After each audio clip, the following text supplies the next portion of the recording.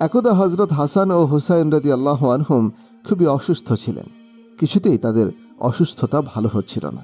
তখন হজরত আলী ও হজরত ফাতিমা রাদিয়াল্লাহু আনহা মান্নত করলেন, হজরত হাসান হোসেন যদি সুস্থ হয় তাহলে আল্লাহর শুকরিয়া আদায় বাবদ তারা 3টি নফল রোজা পালন করবেন। দিন যেতে লাগল। হজরত হাসান হোসেন সুস্থ হয়ে ওঠার পর তারা নিয়ত পূর্ণ করার জন্য রোজা রাখলেন। তারা 3টি রোজা রাখার নিয়ত করেছিলেন, কিন্তু রোজা পালন করার জন্য মাত্র পানি খেয়ে রোজার নিয়ত করে ফেললেন। হজরত আলী রাদিয়াল্লাহু আনহু আল্লাহর দেওয়া রিজিক অন্বেষণে হাড় ভাঙা পরিশ্রম করে কিছুটা জব নিয়ে আসলেন। সে জবগুলো জাতাতে পিষে হজরত ফাতিমা রাদিয়াল্লাহু আনহা রুটি বানাতে শুরু করলেন। সেই রুটি দিয়ে যখন ইফতার করতে বসলেন, ঠিক ওই সময় একজন দরিদ্র ব্যক্তি তাদের ঘরে এসে বলল, হে আলী, হে ফাতেমা, আমি তো সারাদিন কিছুই খাইনি, আমি ক্ষুধার জ্বালায় মরে যাব, আমাকে তোমরা কিছু খেতে দিতে পারবে? তখন হজরত আলী এবং হজরত ফাতিমার ওই দরিদ্র ব্যক্তির প্রতি খুবই মায়া হলো, যদিও তারা নিজেরাও ক্ষুধার্ত ছিল। তারপরেও তাদের ইফতারের জন্য রাখা রুটিগুলো সে দরিদ্র ব্যক্তিকে দিয়ে দিল। দরিদ্র ব্যক্তি পেট ভরে সেই আহার করল এবং তাদের জন্য দোয়া করে খুশি মনে সেখান থেকে চলে গেল। ওইদিকে ইফতার করা হয়নি হজরত আলী রাদিয়াল্লাহু আনহু এবং হজরত ফাতিমা রাদিয়াল্লাহু আনহার। তারা আল্লাহর রাস্তায় ধৈর্য ধারণ করেছিলেন, তাই তারা সাহারির মতো ইফতারে পানি খেয়ে ইফতার শেষ করে নিলেন। তারা নিয়ত অনুযায়ী দ্বিতীয় দিন পুনরায় রোজা রাখা শুরু করলেন, কিন্তু ওই দিনও তাদের সাহারি করার মতো কোনো কিছুই ছিল না। তারা আবার আল্লাহর নাম নিয়ে পানি খেয়ে রোজার নিয়ত করে ফেললেন। রোজা রেখে হজরত ফাতিমা রাদিয়াল্লাহু আনহা সাংসারিক কাজে সারাদিন কঠোর পরিশ্রম করলেন এবং হজরত আলী কঠোর পরিশ্রম করলে পুনরায় কিছু রুটি বানানোর জন্য জব নিয়ে আসলেন। সেই জবগুলো আবার জাতাতে পিষে হজরত ফাতিমা রাদিয়াল্লাহু আনহা রুটি তৈরি করলেন ইফতার করার জন্য। যখনই হজরত ফাতিমা এবং হজরত আলী ইফতার করতে বসবেন, ঠিক ইফতারের সময়ে একজন এতিম বালক এসে বলল, আমি সারাদিন কিছু খাইনি, আমি অনেক ক্ষুধার্ত, আমাকে কি আপনারা কোনো কিছু খেতে দিতে পারবেন? ফলে হজরত আলী রাদিয়াল্লাহু আনহু এবং ফাতিমা রাদিয়াল্লাহু আনহা সেদিনও তাদের ইফতারের জন্য বানানো রুটিগুলো ওই এতিমকে দিয়ে দিলেন এবং তারা পুনরায় পানি খেয়ে ইফতার করলেন। এবার তৃতীয় দিনের পালা। তা আবারও খাদ্যের অভাবে শুধুমাত্র পানি খেয়ে সাহারি করলেন এবং আল্লাহর নাম নিয়ে রোজার নিয়ত করে নিলেন। আবারও রোজা অবস্থায় সারা দিন কাজ করে কঠোর পরিশ্রম করে কিছু জব নিয়ে আসলেন। হজরত আলী রাদিয়াল্লাহু আনহু হজরত ফাতিমা রাদিয়াল্লাহু আনহাকে বললেন, ফাতিমা, তুমি জব পিষে রুটি বানাও, আজকে আমরা রুটি দিয়ে ইফতার করব। সেই রুটি নিয়ে যখন ইফতারের সময় আবার ইফতার করতে বসলেন, তখন ঠিক ওই সময় একজন যুদ্ধবন্দী এসে বললেন, হে নবীর বংশধর, আমি আজ 3 দিন যাবৎ কোনো কিছু খাইনি, আমি ক্ষুধার জ্বালায় কাতর হয়ে গিয়েছি, হয়তো ক্ষুধার জ্বালা সহ্য করতে না পেরে মরে যাব, তোমরা কি আমাকে কিছু খেতে দিতে পারবে? তখন হজরত আলী এবং হজরত ফাতিমা সেদিনও তাদের ইফতারের জন্য রুটিগুলো সে যুদ্ধবন্দীকে দিয়ে দিলেন এবং নিজেরা সবুর করলেন এবং পানি দিয়ে ইফতার করলেন। মানুষের প্রতি দয়া মায়ার কি উজ্জ্বল উদাহরণ তাদের। ততদিন তারা আর কোনো রোজা রাখলেন না। সেদিন বিশ্বনবী হজরত মুহাম্মদ সাল্লাল্লাহু আলাইহি ওয়াসাল্লাম হজরত ফাতিমার বাড়িতে তাশরিফ আনলেন। নবী সবার মুখের দিকে তাকিয়ে দেখলেন সবার মুখ ক্ষুধায় শুকিয়ে গিয়েছে। নবী সাল্লাল্লাহু আলাইহি ওয়াসাল্লাম তাদের উদ্দেশ্য করে বললেন, তোমাদেরকে দেখে আমার খুব কষ্ট হচ্ছে, তোমাদের দিকে তো আমি তাকাতেও পারছি না। তোমরা আল্লাহ তাআলাকে খুশি করার জন্য ক্ষুধার যন্ত্রণা সহ্য করে অনাহারীকে খাবার দিয়েছ। নিশ্চয় আল্লাহ পাক তোমাদের উপর খুশি হয়েছেন এবং প্রতিদান তোমরা ইনশাআল্লাহ অবশ্যই পাবে। কিছুদিন পরে আল্লাহর রাসূল সাল্লাল্লাহু আলাইহি ওয়াসাল্লাম অসুস্থ হয়ে পড়লেন। নবী সাল্লাল্লাহু আলাইহি ওয়াসাল্লাম যেদিন দুনিয়া থেকে বিদায় গ্রহণ করবেন, সেদিন হজরত ফাতিমা রাদিয়াল্লাহু আনহা রাসূল সাল্লাল্লাহু আলাইহি ওয়াসাল্লামের কাছেই ছিলেন। হজরত মুহাম্মদ সাল্লাল্লাহু আলাইহি ওয়াসাল্লাম তার আদরের দুলালি হজরত ফাতিমাকে খুবই ভালোবাসতেন এবং তিনি বলেছিলেন, যে ফাতিমাকে ভালোবাসে সে আমাকে ভালোবাসে এবং যে আমার মেয়ে ফাতিমাকে কষ্ট দেয় সে যেন আমাকে কষ্ট দেয়। নবীজি কিছুদিন পরে কেঁদে উঠলেন। তখন ফাতিমা রাদিয়াল্লাহু আনহা নবী সাল্লাল্লাহু আলাইহি ওয়াসাল্লামকে জিজ্ঞাসা করলেন, আব্বাজান, আপনি এভাবে কেন কান্না করছেন? তখন নবী সাল্লাল্লাহু আলাইহি ওয়াসাল্লাম বললেন, মা, আমি যেদিন দুনিয়া থেকে বিদায় হয়ে মহান রব্বুল আলমিনের দরবারে চলে যাব, তখন আমার উম্মতের কি অবস্থা হবে সে কথা চিন্তা করে আমি অস্থির হয়ে পড়েছি। রসুল সাল্লাল্লাহু আলাইহি ওয়াসাল্লামের মুখে এমন কথা শুনে হযরত ফাতিমা কান্না করতে লাগলেন। হযরত ফাতিমা বুঝতে পারলেন যে হয়তো নবীজি আজকে দুনিয়া থেকে বিদায় হয়ে যাবেন। এদিকে হযরত জিবরাইল আলাইহিস সালাম ঘরে প্রবেশ করে রাসূল সাল্লাল্লাহু আলাইহি ওয়াসাল্লামের কাছে বললেন, ইয়া রাসূলুল্লাহ, আল্লাহর মৃত্যুর ফেরেশতা বাইরে দাঁড়িয়ে অপেক্ষা করছে আপনার অনুমতির জন্য। আজরাইল আলাইহিস সালাম ঘরে প্রবেশ করলেন এবং বললেন, ইয়া রাসূলুল্লাহ সাল্লাল্লাহু আলাইহি ওয়াসাল্লাম, আপনাকে সালাম জানিয়েছি। হে নবী, আল্লাহর পক্ষ থেকে আমি আপনার জান কবজ করতে এসেছি। আল্লাহ তাআলা আমাকে বলে দিয়েছেন আপনার অনুমতি না নিয়ে যেন আমি আপনার জান কবজ না করি। আর যদি আপনি ফিরে যেতে বলেন তবে আমি অবশ্যই ফিরে যাব। বিশ্বনবী হযরত মুহাম্মদ সাল্লাল্লাহু আলাইহি ওয়াসাল্লাম আজরাইল আলাইহিস সালামকে উদ্দেশ্য করে বললেন, হে আজরাইল, আমি যে দুনিয়া থেকে চলে যাব সেদিন থেকে আমার গুনাহগার উম্মতের কি হবে? এমন সময় আল্লাহ রাব্বুল আলামিন হযরত জিবরাইল আলাইহিস সালামকে বললেন, হে জিবরাইল, তুমি আমার বন্ধু মুহাম্মদকে বলো সে দুনিয়া থেকে চলে যাওয়ার পরে তার উম্মতের দায়িত্ব স্বয়ং আল্লাহ তাআলা গ্রহণ করবেন। তখন হযরত জিবরাইল আলাইহিস সালাম নবীজির কাছে এসে আল্লাহ রাব্বুল আলামিনের কথা নবীজিকে শুনিয়ে দিলেন। তখন বিশ্বনবী মুচকি হাসতে হাসতে আজরাইল আলাইহিস সালামকে লক্ষ্য করে বললেন, হে আজরাইল, এবার তুমি তোমার দায়িত্ব পালন করতে পারো। প্রিয় দর্শক, হযরত মুহাম্মদ সাল্লাল্লাহু আলাইহি ওয়াসাল্লাম তার কন্যা ফাতিমাকে খুবই ভালোবাসতেন। হযরত ফাতিমার ভীষণ কষ্টের সংসার ছিল। হতদরিদ্র স্বামীর সংসারে দুটো সন্তান সহ 4 জন মানুষের দিনানিপাতের সংস্থান করা মোটেও সহজ কর্ম ছিল না। তবুও মুখে বিরক্তি নেই, কপালে চিন্তার ভাঁজ নেই, মনে নেই বিন্দু পরিমাণ বিষণ্ণতা। সংসারের ঘানি টেনে ক্লান্ত ফাতিমা রাদিয়াল্লাহু আনহা স্বামীর কাছে একটি আবদার করে বসলেন।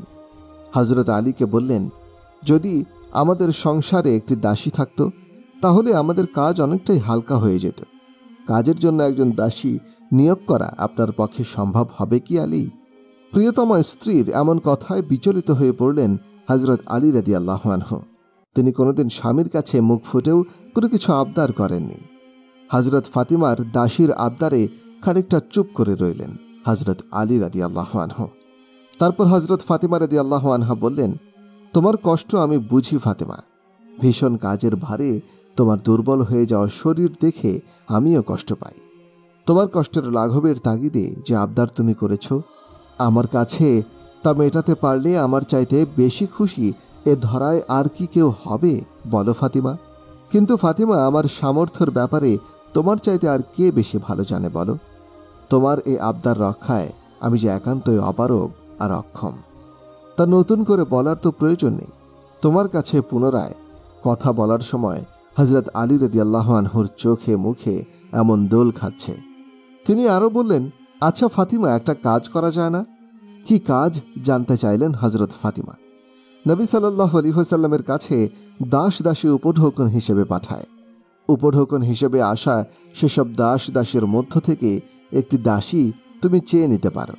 আমার বিশ্বাস তার হাতে যদি কোনো দাসী মজুদ থাকে তাহলে তিনি অবশ্যই তোমাকে একজন দাসী উপহার হিসেবে প্রদান করতে পারেন। প্রস্তাবটা যে খুবই মন্দ তা নয়, কিন্তু পিতার কাছে নিজের প্রয়োজনের তাগিদে দাসী উপহার চাওয়ার ব্যাপারটা ভীষণ সংকটজনক হয়েছে। হযরত ফাতিমার কাছে এমন আবদার, এরপর কন্যার ব্যাপারে পিতার ভাবনাটা কি হবে সে ব্যাপারে সন্দিহান তিনি। শেষে তিনি নবীজির কাছে যাওয়ার মনস্থির করলেন। এক বিকালে যখন নবীজি সাল্লাল্লাহু আলাইহি ওয়াসাল্লাম মসজিদে নববীতে বসে আসহাবে সুফফার সাথে দিনের বিষয়ে আলাপ আলোচনা করছিলেন, সেই সময় হঠাৎ ফাতিমা পিতাকে আবদার জানার জন্য সেখানে গেলেন। কিন্তু এক গভীর সংকোচ লজ্জার কবলে পড়ে শেষ পর্যন্ত নবী সাল্লাল্লাহু আলাইহি ওয়াসাল্লামের কাছে তিনি সে আবদারের কথা খুলে বলতে পারলেন না। ফিরে গেলেন নবীর কুটিরে। যে সংকট এবং সংশয়ের কারণে তিনি পিতার কাছে পৌঁছাতে পারলেন না, সমস্তই তা আলীকে খুলে বললেন। তাকে আর একবার আশ্বস্ত করেন আলী রাদিয়াল্লাহু আনহু। তিনি যে মিছামিছি ভয় পাচ্ছেন, সংকোচনে কাবু হচ্ছেন, তা বুঝিয়ে দিলেন হযরত আলী রাদিয়াল্লাহু আনহু। চলো, এবার তোমার সাথে আমিও যাব। আশা করি আমাদের দুজনের আবদার নবীজি ফেলতে পারবেন না। তারপর তারা দুজন মিলে নবীজি সাল্লাল্লাহু আলাইহি ওয়াসাল্লামের কাছে গেলেন। নবীজি তখনও আসহাবে সুফফার সাথে বৈঠকে ছিলেন। হযরত আলী এবং হযরত ফাতিমাকে একসাথে দেখতে পেয়ে তিনি বললেন, তোমাদের কি কোনো কিছু বলার আছে? সংকোচ গুটিয়ে বলে ফেলো। হযরত ফাতিমা পিতার জন্য তার ভালোবাসা এবং শ্রদ্ধা এত বেশি যে নিজের জন্য মুখ ফুটে কিছু চাইবেন সে অভয়টুকু তিনি পাচ্ছেন না। হযরত ফাতিমাকে চুপ করে থাকতে দেখে হযরত আলী রাদিয়াল্লাহু আনহু বললেন, জি, আমরা আসলে একটা চাহিদা নিয়ে আপনার দরবারে উপস্থিত হয়েছি। হাসি মুখে নবীজি সাল্লাল্লাহু আলাইহি ওয়াসাল্লাম বললেন, তা বেশ, তো কি চাহিদা বলো দেখি। হযরত আলী রাদিয়াল্লাহু আনহু বললেন, আসলে সংসারের কাজকর্ম একা হাতে সামলাতে ফাতিমার অনেক পরিশ্রম হয়, কিন্তু তার জন্য একটা দাসী নিয়োগ দেব সে সামর্থ্য আমার নেই। আমরা ভাবলাম আপনার কাছে তো অনেকে উপঢৌকন হিসেবে দাস দাসী পাঠায়, তাদের মধ্য থেকে একজন দাসী যদি আপনি আমাদেরকে দেন তাহলে ফাতিমার পরিশ্রম অনেকটাই লাঘব হয়। হযরত আলীর কথা শুনে নবীজি সাল্লাল্লাহু আলাইহি ওয়াসাল্লামের চেহারা বিমর্ষ হয়ে উঠল। স্বাভাবিক দুই চক্ষু ক্ষণকালের জন্য লুপ্ত হয়ে তাতে অনুষ্ঠিত হল বিষাদের রেখা।